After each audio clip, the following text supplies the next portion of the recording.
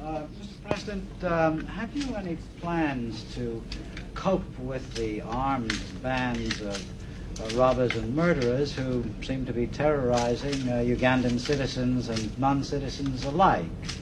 Well, we've already taken steps towards that end.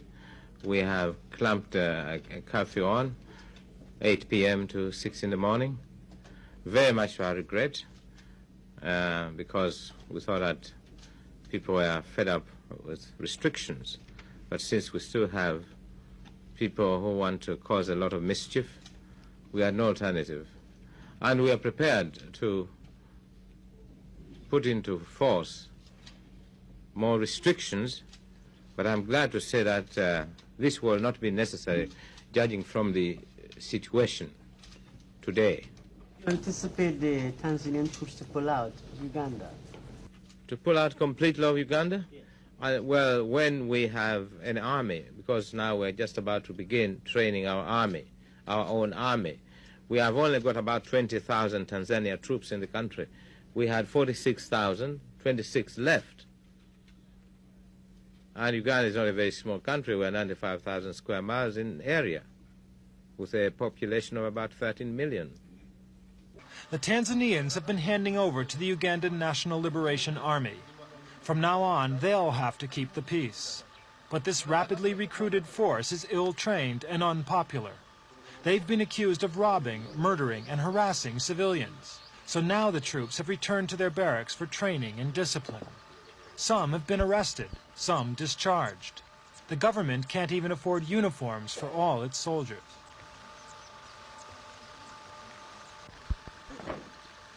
We asked President Obote, is the army itself a source of insecurity?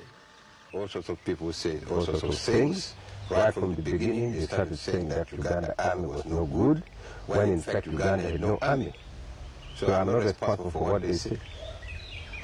Do you yourself worry about the behavior of soldiers here? I'm saying I'm not responsible for what other people say. They can go and imagine things in their own minds. They know fully well that a war has taken place in this country. They know fully well that for nearly 9 years, this country was ruled by nothing but guns and gangsters. And these guns are around in the countryside. They know that the military uniform has been in the hands of all kinds of people, criminals and otherwise. And these people are using these weapons and these uniforms. With training, the Army may re-emerge in the future as a potent and organized force for internal security. But the officer here is Tanzanian. When he leaves, who'll replace him? The need for an efficient security force is more vital than ever. Exiled underground movements have launched guerrilla attacks from Kenya to destabilize the Obote regime. But how will the ill-disciplined and poorly equipped Ugandan army cope with former Amin supporters who've returned from exile to settle in the West?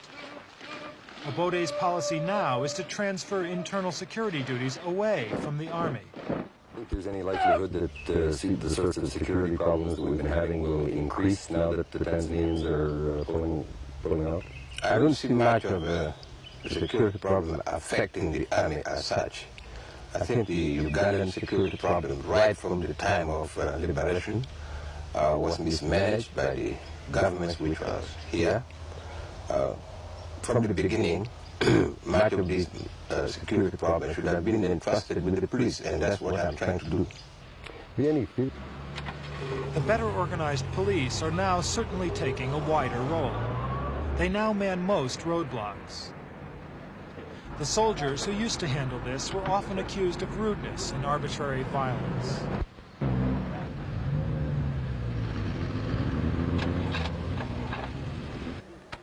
As the Tanzanians embark then, the country they're leaving behind faces severe challenges in the months to come.